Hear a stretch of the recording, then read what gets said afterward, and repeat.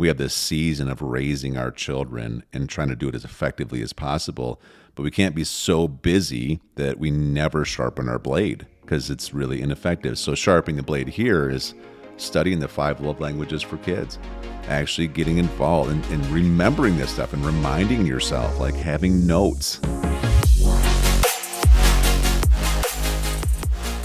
Hello, everyone. We are Greg and Jacquie Francis, and welcome to High Performance Parenting, where our passionate goal is to encourage you to raise champion children in a crazy world. Every week, we will bring you multiple episodes from our extensive experience of raising our 6 happy, healthy, successful, godly kids who are confidently equipped to win big in life. We deeply believe that any parent who is provided with the right knowledge and continual support can raise amazing kids. And when they do, all of our futures get better. If raising up future generations of absolute champions matters to you as much as it does to us, here's how you can contribute.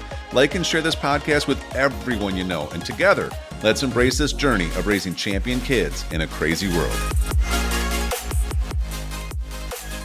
Okay, guys, welcome back. And, I had a cup of coffee earlier, babe. Do you have any idea why it tastes like dirt? I do not. Well, it's just because it was ground just a few minutes earlier. Gosh, you know what? You take a couple episodes off with me, and you come back strong in the joke department. It's coming on strong today. Do you know I made a song about tortilla once? Now it's more like a rap. Oh my gosh. We need to cut you off. Hey, what does a nosy pepper do? I have no clue. It gets jalapeno business. I think you want to have Taco Tuesday night or something coming up. Okay. All right. Well, I want to just take a little bit of time and talk about something that's been being built into me lately, and we've been building our coaching clients because it really I think the last couple of episodes build up to this, the whole idea of mental stability and toughness and how to, get your brain wrapped around seeing the benefit when something doesn't go right and then learning from it, or the idea of, being willing to never dim your light in order to make other people comfortable. Instead, learning how to shine as bright as you can. You know what? This is something that was powerful. Our pastor, I had a chance to be with him recently, and he gave me the best definition of humility I've ever heard. And he said that humility is actually doing the work to become all that you personally were designed to be in order to be able to now more positively benefit as many other people as you can. That's good. And it's so interesting because, if you're going to really learn optimized living, like how do you individually actually learn how to be optimally functioning, right? In all different categories. Well, it takes time, but there's the one side of it is really digging into what makes you tick and not trying to be what makes other people tick. Right. So we talk about learning personality types. Get a book called Wired That Way and learn that there's 4 main personality types. There's the driver, and it's called a powerful choleric. And you know what he is? He's the person, or he or she are the people that usually end up being in leadership positions because their mentality is like very project focused. I'm going to get this thing done. We're going to push us over the finish line. We're going to crack the whip until it gets there. And it's really, there's a lot of strengths in that personality type. But the weakness is, because any strength overextended becomes a weakness. The weaknesses are you can actually be overbearing. You can be arrogant. You can treat people as like pieces to the project instead of actually people with feelings and emotions and lives. And so, you have to make sure you're living in your strengths, not in your weaknesses. Popular sanguine, that's the life of the party. That's the one that's really naturally social, that they can make everybody around them laugh and have fun. At the same time, if you live in your weaknesses, it can all be, hey, let's stop talking about everything else. Let's talk about me some more. And it's all me. And I need attention, so I'm going to try to steal attention. And so you can't live in the weaknesses. Peaceful phlegmatic, it's the no highs, no lows. They're very peaceful. You can't really shake their tree. They really provide a lot of stability around atmospheres. However, the weakness is you can actually be so down that path that you can actually be lazy. right? And then you end up disappointing people because they have to constantly push you instead of you pushing you to get something done. And there's perfect melancholy, which is the detail person. Man, we need detail people. We need people to be in the details. However, if you overextend that strength, now you get into perfectionism. And now it's like nothing's ever good enough. And even the smallest things can really be a big problem. And you can drive people around you crazy by trying to overdo things or overthink things. And so this is one area. Do you know your personality type? Do you know what your strengths are? Do you know what your weaknesses are? Do you know what other people around you have you studied this enough where you can recognize this on people? Because it'll change how you lead or interact with other people, right? Well, and I know we've talked about it before. Do you know your children's personalities? Do you know not only your spouses, but do you know your children? So you know how to interact with them best and how to communicate with them best, how to encourage them best, and how to discipline them and take authority over things. Because we say all the time, we love it. Like different personalities bring together the whole household, but we all have to understand them so that we can communicate well together. Right. Next, do you know your love languages? Correct. Do you understand that everybody has a love tank? Look at it like a cup that needs to be full for you to function properly, where you feel fully like just full instead of empty and drained. And when your love tank is empty, you really almost act like, probably the best way I can think of it is it's like, look at it almost like when your stomach's empty and you get hangry. You're not really you're edgy, you're just off. You know what I mean? You don't even see things clearly. Things are cloudy. It's hard to really focus on others, Right. So, Again, another great book, The 5 Love Languages specifically. Yeah. And again, so important to understand so people that are close to you, their love languages. So real quick with the love languages, remember what they are? Yes. What are they? Well, there's physical touch. Yes, I like that one. You like them all. Words of affirmation. Those are my top 2. See, those are the only 2 I need to know, I guess. What else? Quality time. Quality time. Acts of service. Acts of service. And words. No, your favorite one. Not really. It's your least favorite one, actually. Gifts. Oh, gifts. See, I forgot it.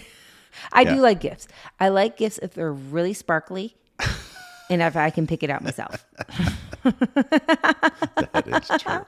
That is true. But the 5 love languages have helped explain so much about you and me. Because the concept is and our children. Everybody has 1 to 2 of these as your primary, right?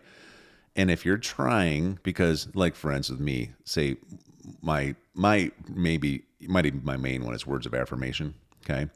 And if I don't understand that there's 5 of these things, my natural tendency is to try to do for you what works for me.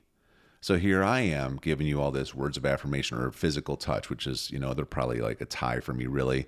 And so here I am, trying to hold your hand everywhere we go and you're pulling your hand away because maybe you're not a physical touch person, And so then I can be like, well, what's the deal? Why does she not? Is there a problem? Is it me or whatever? It's just not the way you feel loved. Maybe your acts of service. So when I'm doing things for you or I'm like going out of my way to help you with something or whatever, and you feel loved that way. See, like both of us, one thing, we don't have gifts as our love language, right? And we've done so much leadership type stuff over the years, and people are always so kind, and they're always trying to give us cards and give us gifts and this special handmade thing. And every time it's like, we know how to, with people's skills, know that this matters to them and that we recognize the gesture. But at the same time, it isn't like we come home and we're like, wow, this was just like filling our love tank. Usually this stuff ends up getting put off to the side a little bit because it's just not our love tank. You know what I mean? Doesn't mean we don't appreciate it. No, but right. It doesn't fill us up. Now, I know people who do have gifts and you write them a handwritten letter. They'll keep that letter and they'll reread that thing once a week because it just makes them feel loved. And I think, again, just talking about the 5 love languages, and I want to bring it back to family life again, is in like our scenario, we have, 6 different personality types here, 6 different love languages that are needed. Now, they all need something. And we have learned, parents, and I will just tell you, I think this is so important to just remind yourself of, is that all your kids need time, but they all need it differently. And so same thing, like one of ours is physical touch. She loves physical touch. If we love on her and hug her and hold her hand and just, give her that kind of love, she feels so filled up. Mm-hmm. Her whole day is different. Yeah. We have another one that it's quality time. And if you give her some good quality time, oh my God. Now, if we did the physical thing, she'd love it, but it wouldn't fill her. Yeah, our quality time ones are Ellie and Bella. Right. And if Right, we give that's their them that primaries. quality time, it doesn't have to be anything crazy, but if you don't know that and you're trying to do a different love language, you're spinning your wheels and you're going to feel like you're trying really hard and they're not feeling any closer to you. You know, we have words here. Words matter to a few of our children a great deal. And so if we do not shower them with words and love that way, they feel empty no matter what else we do for it. And I will just tell you, there's only so much time in a day. And so if you're sitting here thinking, oh my gosh, how do they do it with 6 kids? I don't even know how to do it with 1 or 2 kids. You know what I mean? Being really aware of what's needed in your household and doing those things first it will free up your time. You know, it's that I think it was Abraham Lincoln quote, right? Where he said, if I had what did he say? If I had 2 hours to chop down a tree, I'd spend the first, hour and 45 minutes sharpening my blade. Mm-hmm. And it's the same thing with this kind of stuff. Like, okay, we have this season of raising our children and trying to do it as effectively as possible, but we can't be so busy that we never sharpen our blade because it's really ineffective. So sharpening the blade here is studying the 5 love languages for kids, actually getting involved and remembering this stuff and reminding yourself, like having notes where in the busyness of everything, you remind yourself, set a thing in your calendar for once a quarter to remind yourself, oh, that's right. Because even as we're talking here, I got to tell you, like I'm trying to think of the last time I did something just with Bella. Mm-hmm. And I'm like, I need to schedule something with Bella. And it's probably been equally almost as long with Ellie. So we've been in a hustle and bustle, but I could see how their love tanks are probably getting a little bit empty right now with we were just talking about this last night about how there's a little bit of a wear starting to happen across everybody, and it's just probably a big part of it is that we're so caught in the hustle that we're not doing the individual things for love languages. Well, and parents, I'm glad we listened to this podcast today. This is really helpful. Well, we were even talking about it for you and me. We kind of reminded each other last night. Yeah, that's true. Like, I mean, how important it is. Yeah. And you get so busy, and then what happens is, by default, you'll start getting angry. You'll start getting lost. You'll start feeling hurt by things that wouldn't normally be that way. Right. Just because you feel so starved of the way you want to be loved or the way you want to be seen. So that's love languages. This is part of optimizing you and how you're living. Like, I need to know what mine are because I need to be able to communicate with you, what's going on with me. So we can, and I need to know what yours are. I need to remember them. Okay? All of them. All of them. You do kind of shift them. I work on one and then you're like, yeah, but really it's this other one. Okay, but it's how I keep you on your toes, hon. I mean, That's we've been married fact. 20 years now. Well, I I feel like a 230-pound ballerina being on my toes so often. Okay, just so you know. That's a horrible visual, isn't it? I just feel a little woozy. Yeah. Considering, I don't even know why that came out of my mouth, to be honest with you. It's pretty great. That's pretty weird. Considering on top of everything going on in our life, we have 3 kids at dance and recitals are coming up, which we never talk about dance. It's so funny because that's on our plate too. But now I'm feeling woozy thinking about dance. We were just having a dance party in the kitchen the other night. We had the window or the door open, and we had the 80s music playing, and everybody was cooking. And well, Greg thinks it's not a dance party unless 80s music is being played. Well, that's the only kind of dance party there would ever need to be. Greatest music ever invented. Let's get honest, right?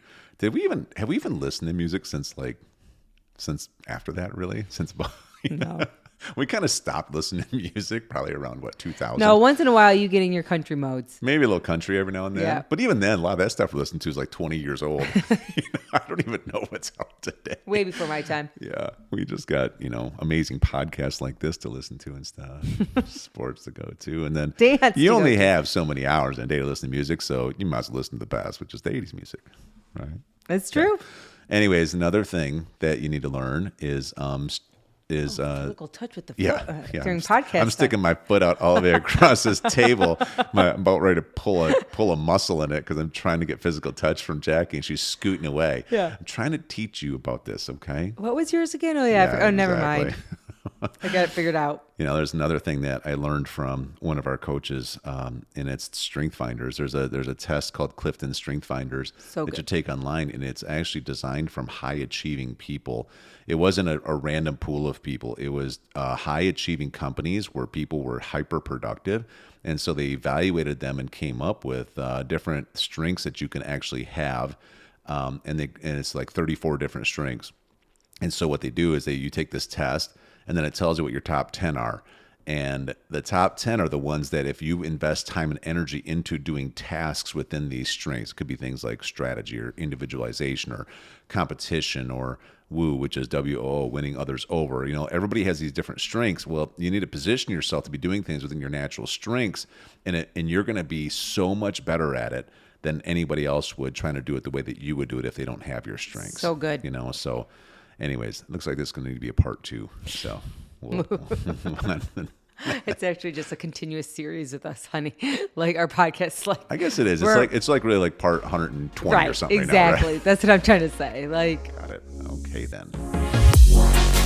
Hey everyone, thanks for listening and thanks for your love and support. We hope that today's episode added tremendous value to you and your family. It would mean so much to us if you would partner with us on our mission of helping parents around the globe raise champion children in this crazy world. To do so, simply take a moment to like and share this podcast with everyone in your network. See you next time.